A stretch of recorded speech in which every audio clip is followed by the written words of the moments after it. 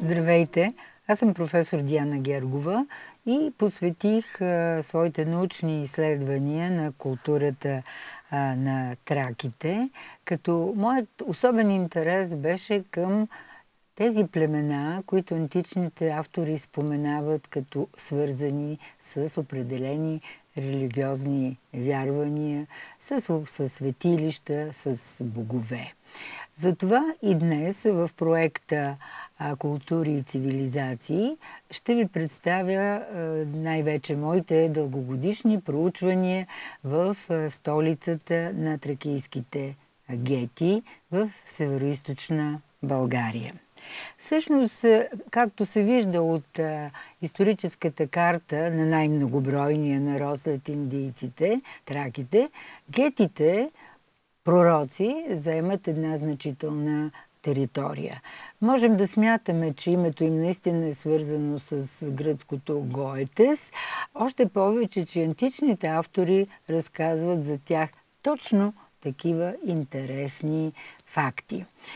Херодот изглежда добре познава гетите, защото той казва за тях, че те са най-справедливите сред траките, че те обезсмъртяват, че техният цар, жрец и бог Залмоксис пътувал до Египет и бил или роб, но може би предшественик на Питагор. Така Херодот всъщност ни въвежда в света на гетите, в които съществува Питагор, съществува математиката, съществува Египет. И най-интересното, което е, той казва, че след като се завърнал, Залмоксис обучавал младите гети на трапеза, забележете, в учението на безсмъртието. Всичко това беше много провокативно, много интересно и когато се отдаде една невероятна възможност да работим с голям екип на територията на североизточна България, в района на Сборяново, ние наистина имахме щастието да открием столицата на северните траки, гетите. Но преди това бих искала да кажа още няколко думи за тяхната много специфична култура. За гетите знаем, че те са имали една особена категория, които са били, може би, войни жреци или така наречените пиляти. Те са носили едни много характерни шапки, които ние намираме на териториите, на които гетите живеят. Това, което е интересно, че аз, както ви казах, всъщност Северна Тракия, земите на север от Балкана, включително и тези на гетите, са земите, в които са концентрирани почти всички свещени дарове за боговете в Тракия. А това означава, че очевидно това население е било по-ритуализирано в своето поведение. Нека да видим как изглеждат някои от тези парадни шлемове, с които може да свържем именно пилятите. Тук може да видите едно погребение от аджигьол, от една каменна гробница, отдавна изчезнала, защото е разкопана преди Втората световна война, в която е намерено погребение, вероятно на гетски владетел. И тъй като тези шлемове произхождат от един специфичен тип шлемове, може да видите голямата концентрация на тези шлемове и в находките, и като свещени дарове към бога Арес. Тук давам само още един или два примера, за да видите колко важен е този обряд и очевидно той се извършва от името на една прослойка, която другите гетски, другите тракийски общества нямат. Това е златната находка, повече от 2 кг от кокотени, заедно с апликации към конска сбруя, много характерна също за съкровищата. Ето един друг шлем от коцофенещи, самостоятелна находка, в която тежи около 750 грама. Това, което е интересно за тези шлемове, ритуални шлемове, са тези апотропеични очи, които би трябвало да отблъскват злото. А иначе сцените, които са върху шлемовете, безспорно подсказват, че те са носени от лица с религиозни правомощия. Може да видите конници, може да видите жертвоприношения, фантастични животни и така нататък. Всъщност това, което е интересно и на което аз искам да се спра, е, че докато всичките тези шлемове ние ги намираме северно от Дунава, напоследък една възможна хипотетична реконструкция ни позволява да смятаме, че на юг от Дунава, също в Гетските земи, са съществували един друг тип парадни шлемове, които са били украсени с отделни пластинки. И тук може да видите, това са пластинките от лецната, които ни представят свещения брак на богинята с героя. Тук имаме борба на мечки, имаме представени конници. А напоследък бяха открити и два набузника в същия стил, които именно дадоха основание да се опитаме да реконструираме тези пластинки, доскоро смятани за апликации към конска сбруя, но съвсем различни, като един параден шлем, който има много по-късни аналогии в готските земи в Северна Европа. Само напомням, че всъщност точно в северни тракийски земи се заравят много женски накити, апликации към конска сбруя, ритуални сервизии като вълчи трън или борово, намерено между могилите от един некропол, който показва, че боровското съкровище е било изпълнено също с ритуална функция във връзка, вероятно, с определени погребални практики. Както ви казах, всъщност тези специфични черти на гетската култура, частично представена в досега известните археологически проучвания от античните автори, направиха изключително привлекателно изследването на един много интересен археологически обект, на който през 1982 година беше открита свещарската гробница. Тя е последният български паметник в листата на ЮНЕСКО, но постави страшно много проблеми. Къде е толкова на север, далеч от Гърция, се открива един уникален паметник на гробничната архитектура. Тогава ние започнахме мащабни археологически проучвания с голям екип от Археологически институт на БАН, Софийския университет, които бяха съчетани с много интердисциплинарни методи, международно сътрудничество, защото искахме да изчерпим всичката възможна информация за това къде се намираме и за какво става дума в един район изключително наситен с археологически паметници. Сега може да кажем, че всъщност ние сме намерили отдавна търсен за Далсдава, в превод Града на вълците или Града на светлината, която Клавдий Птолемей е сложил на своята 9-та карта. Трябва да кажа, че всъщност през 1985 година свещарската гробница беше вече в листата на ЮНЕСКО, а 1988 година резервата с Боряново беше обявен за национален историко-археологически резерват. Аз тук ви показвам долината на река Крапинец, която се влива в Дунава и в чието мистични, бих казала, природни дадености на двата и бряга и в долината е разположен този невероятен комплекс. Това са границите на резервата с Боряново, в който с черно са означени останките именно от духовната и политическа столица на гетите, докато на лице са както материали от праисторията, така и от римската епоха, ранното българско средновековие и до наши дни. Това, което е много интересно, е, разбира се, планировката на този огромен, мащабен комплекс. Тук виждате една снимка от въздуха. В центъра му се намира елинистическия град, но този голям комплекс е създаден още в края на второто хилядолетие преди Христа.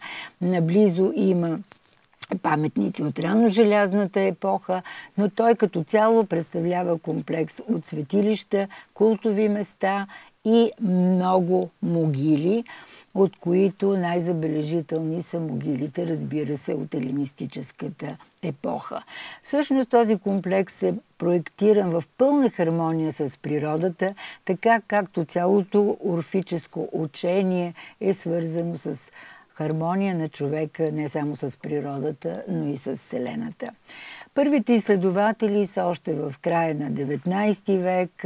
Това е Фелик Каниц, Александър Успенски, Карл Шкорпил, Анания Вашев и унгарец Геза Фехер, който в търсене на гробницата на хан Омуртаг, защото има една хипотеза, че тя е свързана с най-високата могила в района, прави разкопки, но открива само тракийски паметници.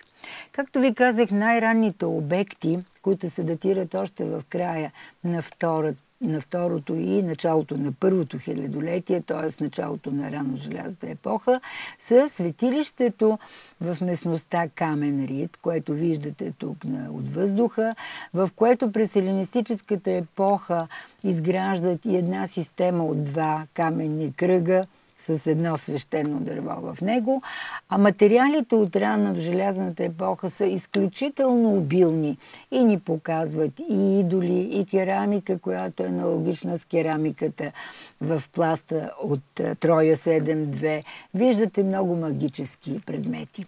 Синхронно на материалите от това светилище е един некропол в местността Нивата на Певеца, в който всяка могила има различен начин на погребване, и трупополагане, и трупоизгаряне. Виждате едни интересни съдове, поставени един в друг, пак глинени идоли. И това, което е много интересно, в този некропол има една много рядка форма на погребение, когато скелета е кремиран на място, но с такава температура, че той остава цял, просто няма ги меките тъкани. Ще ви кажа защо споменавам това, защото този много елитен начин на погребение се среща и в гробницата на Филип II Македонски няколко века по-късно. Всъщност сърцето на резервата е текето Демир Баба, където има запазени скални олтари от ранното тракийско светилище, свързани с изтичането на жертвената кръв, с изкачването по тези стъпала. И това са паралели, които имаме в най-ранните светилище в Делфи и в Западна Мала Азия, където траките се появяват. Това, което е интересно, че текето Демир Баба има останки от цялата желязна епоха, но то продължава да функционира и през римската епоха и запазва своето значение като свещено място и до наши дни. Другия много важен обект, който е създаден вече по-късно, през елинистическата епоха, т.е. втората половина на 4 век преди Христа, това е елинистическия град. Ние нямаме надпис, който да каже, че това е Полисът Хелис, но за Полиса Хелис има един много интересен разказ на Диодор, който казва, че гетският владетел Друмихет, след като победил наследника на Александър Македонски Лизимах, организирал пиршество, на което го наричал татко и заповядал на победения Лизимах и на неговите хора да сервират в скъпи съдове, а на неговите хора в много скромни дървени отрок. Тогава той казал: какво търсиш ти тук в земята на простите гети? Тази история се смята за поучителна морализаторска, но се знае, че всъщност бил сключен и династически брак между Лизимах и една от дъщерите на Лизимах. Както виждате, този елинистически град всъщност е основан от по-ранния владетел Котела, който действа във втората половина 4 век преди Христа, но в продължение на своето съществуване около век и половина, той е изключителен център на търговия, на работилници, които произвеждат златни предмети, секат имитации на монети и заема огромна площ, която може да видите тук от над 90 декара. Това, което е интересно, че именно през елинистическата епоха една много интересна проблематика набра скорост. Това беше една предварителна хипотеза, че некрополите на гетската столица са проектирани в групи като огледални съзвездия огледални отражения на най-ярките съзвездия. И изследвания на инженер Петър Вълев дадох основания да се смята, че ако южната група могили около най-високата могила е свързана с съзвездието Орион, то северната група могили е свързана с съзвездието Голямото куче. За западния некропол беше предположено, че целият е съзвездието Стрелец. Така, ние попаднахме в една проблематика, в която имаше много скептицизъм, ама наистина ли гетите са разбирали нещо от астрономия. Но в край на краищата изследванията ни показаха, че те наистина са разбирали от астрономия и от математика и са истински свързани с Питагоровите знания. Трябва да кажа, че всъщност ранното погребение на гетския владетел Котела, който е основател на държавата, всъщност беше открито в голямата свещарска могила, която някога се смятало, че може би Омуртаговата могила от надписа на Омуртаг, който казва, че между Плиска и Дунава е изградил висока могила и, както казва човек, дори добре да живее, умира и друг се ражда. Нашите проучвания обаче показаха, че в този район, ето е групата могили, около която е свързана с погребението на Котела, показаха, че ние във всички случаи имаме едно богато царско погребение, което беше разкрито на 20-та година от проучването на тази могила, а в северния край е втората група под знака на Голямото куче, в която е и прочутата свещарска гробница. Разкопките през 2012 година бяха извършени, след като преди това бяхме разкрили една разрушена от земетресение гробница, след като имахме много точна геофизична информация. И какво се оказа? Беше много интересно да видим модела на могилата, че освен разрушената от земетресение от 7 степен и половина гробница, в центъра на могилата е имало едно много голямо вековно дъбово дърво, в чиято корона всъщност е била поставено едно много хубаво съндъче с прекрасни дарове.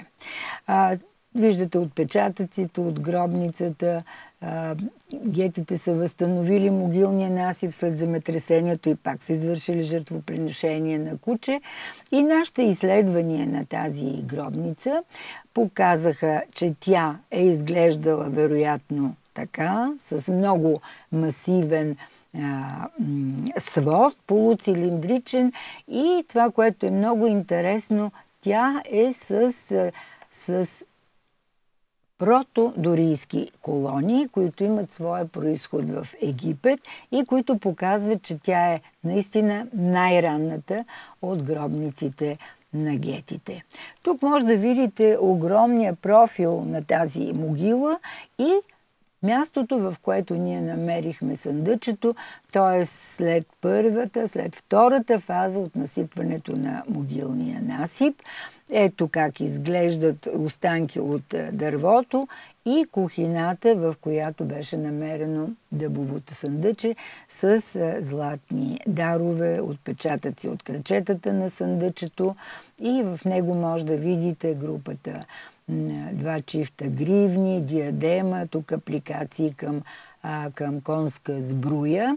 За пръв път в тази абсолютно уникална и единствена в света диадема имаме представено едно шествие на млади лъвчета, водени от една сатиреса, един фантастичен образ, който досега не беше известен в античното изкуство сред направените открития, и която безспорно е свързана също с свитата или с тияса на Дионис. Тя има рокчета, дълги уши, кръстосани ленти на гърдите. Ето ги гривните, които са също много интересни, показват уникални подходи в изработването на украсата. Лъвчетата върху диадемата са с въртящи се розети. Сред находките особено внимание трябва да обърнем на пръстена на Ерос, който също е единствен в света. И всъщност той ни казва нещо много интересно, защото Ерос в античния свят се е смятал за бог на любовта, но той в същото време е бил най-древният бог, който е въвел хаос в космическото яйце. Тоест, той е праотеца на всички богове и вероятно в тази функция гетите са използвали този пръстен. Тук може да видите много интересни звена от огърлици, имат паралели единствено в Тракийското Боспорско царство на Крим, което показва, че те са били в много тесни контакти. Всъщност, тук трябва да видим нещо друго, на което аз ще се спра, защото малко смесихме нещата. Но това, което е много важно и трябва да знаете, че всъщност около тази могила, която ние свързваме с гетския владетел Котела, който е бил съюзник на Филип Македонски, изключва с него договор в 341-339 година за обща борба срещу скитите. Всъщност той дава своята дъщеря за следваща съпруга на македонския владетел след Олимпиада или майката на Александър Македонски. Тук може да видите останали апликации към конската сбруя и най-интересното, което може да видиме останките от златните орнаменти, защото съндъчето и тези дарове са били покрити с златотакана материя или брокат. Това, което е интересно, че всъщност анализа предварителния на останките от тази тъкан показва, че аналогията с текстила, с платовете, които са открити в гробницата на Филип Македонски, са много близки и това не може да ни очудва. Може да се предположи, че всъщност в гробницата в Вергина, в която е погребан Филип Македонски, е била погребана и Меда, като всички изследователи на ролята на жените в древния свят смятат, че тя се е принесла доброволно в саможертва, така както Херодот казва, че най-достойната съпруга се принася в саможертва на гроба на своя съпруг. Това, което е интересно, искам да ви покажа и което е свързано отново с представата за присъствието на гетската принцеса в Вергина, е, че на фасадата на гробницата на Филип Македонски е представена една ловна сцена, в която в единия ъгъл е представен един младеж, заметнат с меча кожа, за който се предполага, че може би е гет който е бил от антуража на гетската принцеса, защото и за самия Залмоксис знаем, че когато той се е родил, е бил положен загърнат в меча кожа и затова се нарича Залмоксис. Това е предположението, че Меда е погребена именно в този златен Ларнакс. Ето го този млад човек, заметнат с меча кожа, което е изследване на една известна гръцка археоложка Игнатидо. Тук искам да ви кажа, че около могилата на Котела бяха намерени още много интересни погребения, сред които основната част от тях в тези могили са погребения на жени, които са съпроводени от много култови предмети, както и от ето тук в една от могилите от много култови предмети, заедно с олтари, които са характерни изключително за погребенията на гетите и които се появяват и далеч в Скандинавия като гетско влияние върху готите и даните в тази част на Европа. Това, което също е много интересно и на което искам да обърна внимание, е откриването на келтска колесница в една от могилите. Тази келтска колесница е много интересна. Това е двуколка, впрегната в два коня, които обаче не са положени все едно, че спят, а те са погребани в поза, която означава движение напред. Тази начин на погребване на коне е известен само от некропола на гетите и показва още веднъж, че за тях смърт няма, че те вярват в прераждането, вярват в безсмъртието. Апликациите към кончетата са абсолютно в стила на келтското изкуство, пластичния стил, а в същото време ето една реконструкция как са били погребани кончетата и се смята, че това е най-трудната поза левада, която виждаме и върху една монета на Филип Македонски. Това, което е интересно за тази колесница, ето нейните апликации, е, че най-близките и паралели са много далеч на запад, около Париж, в Нантер, което показва, че по време, когато не е имало влакове и самолети, тази келтска колесница е прекосила Европа, стигнала е до земята на гетите и е била заровена като гробен дар в една от могилите от комплекса около гробницата на Котела. И тук трябва да си зададем въпрос – какво е станало? Защо точно в тази част на Тракия, в гетските земи, има най-много и най-ранни келтски материали? Може би трябва да предположим, че гетите са приели келтите, които отишли на мисия при Александър Македонски на един остров и вероятно поради династическите връзки след смъртта на Филип Македонски, те са били приети и са се настанили в земите на гетите и в столицата на гетите без проблемна.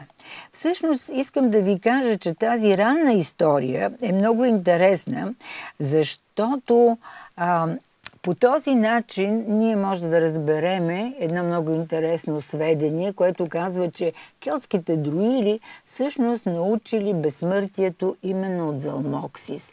Тоест, ние може би сме открили връзката, мястото, където келтските друиди са възприели това учение по време на своето пребиваване в свещената сакрална столица на гетите. Тук бих искала да обърна внимание обаче и на по-късната гробница. Ето някои от цветните олтари, които виждате около гробницата на Котела. Ето друга могила с много амфори в нея. Вижте как са положени по стените на гробниците. Една от най-интересните могили е една могила, в която намерихме изправен железен канделабър, поставен върху такъв цветен олтар, с едно съдче, в което имаше горяло жито, горели кости и страшно много магически и култови предмети. Едно огледало, което винаги се свързва с Дионис, много златни накити, стъклени маниста, още един пръстен на Ерос. И това е всъщност най-богатото погребение, което ние намираме на територията на столицата на гетите. Аз сега бих искала да обърна внимание върху свещарската гробница, както ви показах, разположена в северната част на некропола, която беше открита 1982 година, но аз ви я представям накрая, защото тя е по-късна от първата гробница, много разрушена на Котела. Гробницата се отличава с изключителната си декорация. Тя има архитектурна украса от дорийски колони, една коринтска колона с коринтски капител, който е символ на дървото на живота, с скулптурите на 10 кариатиди, всяка от която е с различно лице, и се предполага, че тази иконография на великата богиня майка от елинистическата епоха ни представя или различните аспекти на тази женска богиня, или просто ни представя реалните лица на жени, които са били от обкръжението на владетеля. Има възрастни, има по-млади.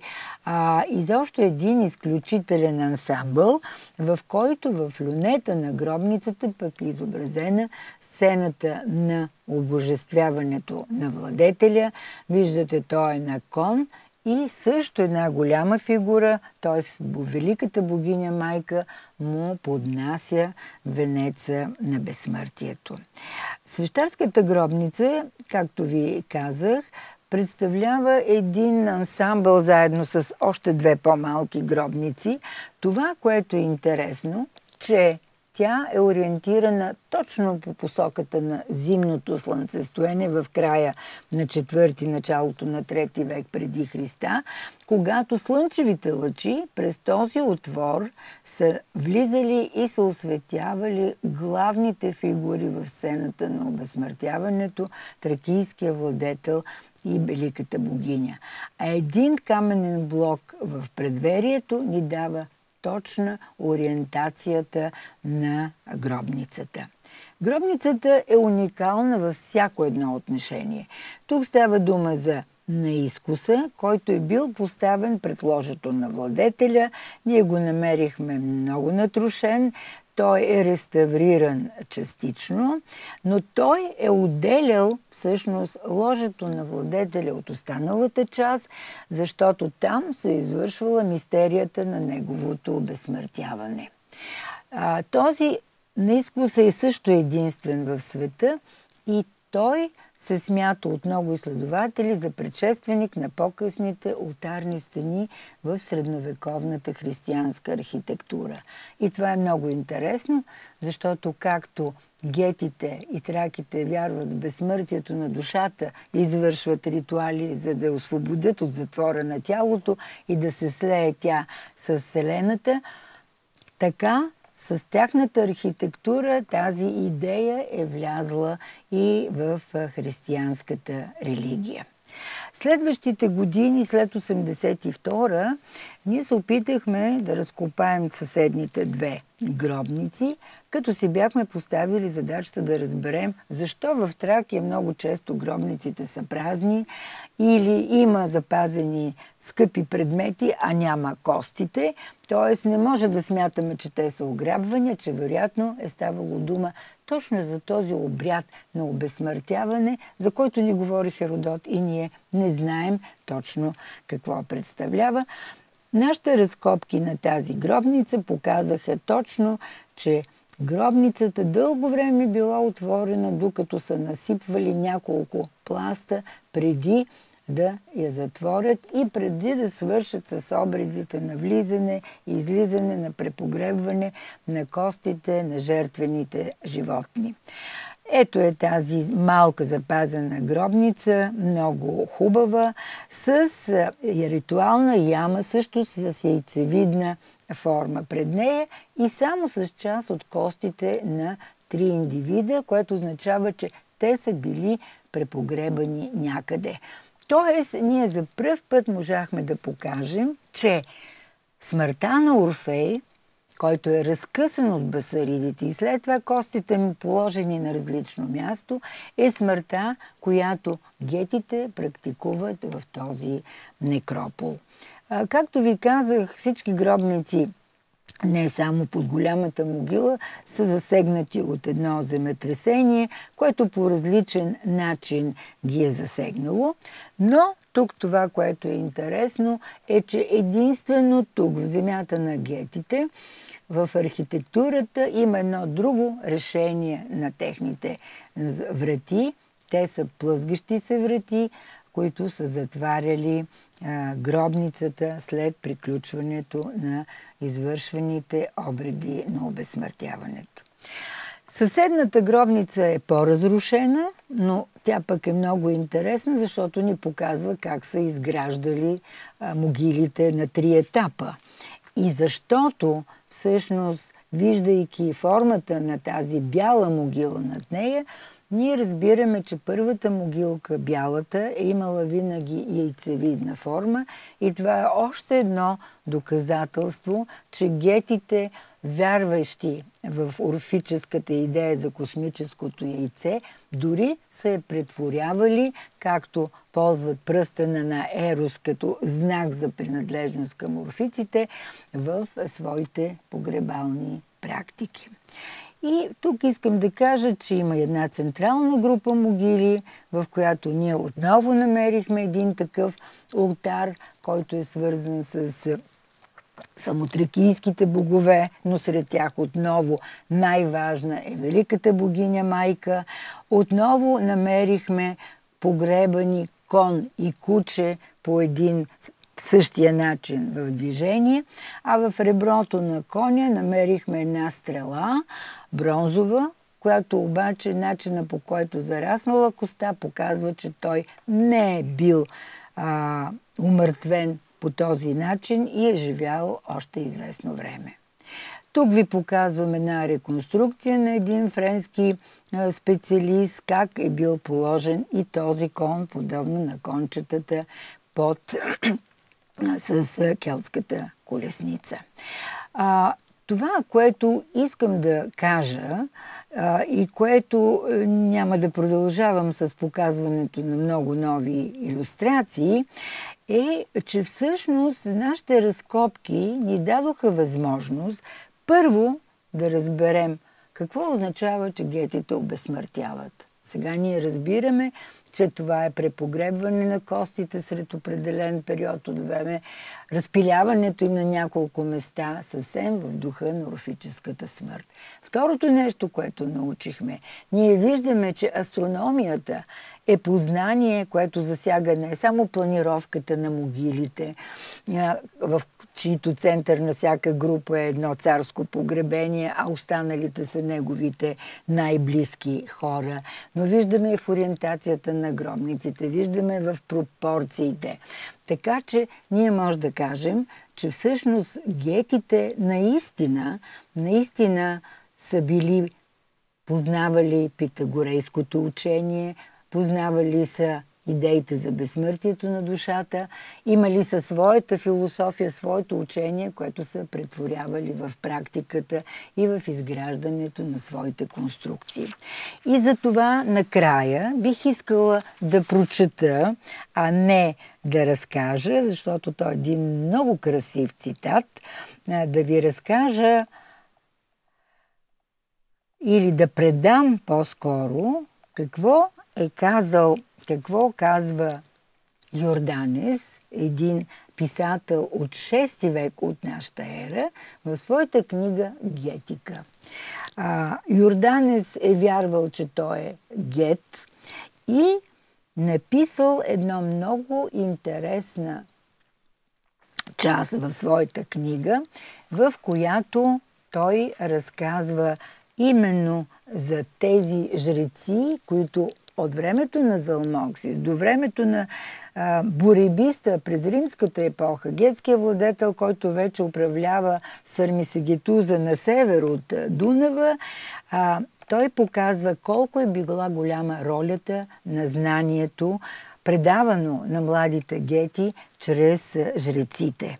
И той казва така: и когато Боребиста видя, че умовете им на младите са послушни във всичко и че имат естествени способности, той ги научи на почти цялата философия. Учеше ги на етика, ограничаваше техните варварски обичаи, даде им познания по физика, накара ги да живеят естествено според собствените закони, които те притежават в писмена форма и се наричат белагини. И тук отново искам да потвърда, че това означава, че просветените, образованите прослойки на тракийското общество и на гетското, те са писали, те са можели да четат. И той казва, той ги направи, демонстрира им теоретически познания, потикна ги да се заръцават 12-те знака и курсовете на планетите. И помислете си какво удоволствие е било за тези смели мъже, които са войни, когато за малко време са имали свободно време от войната да бъдат инструктирани в ученията на философията. Искам с това да завърша, защото Йорданес има още едно изречение, в което казва, че така гетите са били на едно ниво по-високо от всичките им съвременни народи. И аз мисля, че нашите проучвания в столицата на гетите, тя е и духовна, и политическа за по-кратко време, но оставя дълбока дира, защото и до наши дни там се изпълняват древни индоевропейски практики на почитане на природата. Мисля, че нашите изследвания са имали смисъл.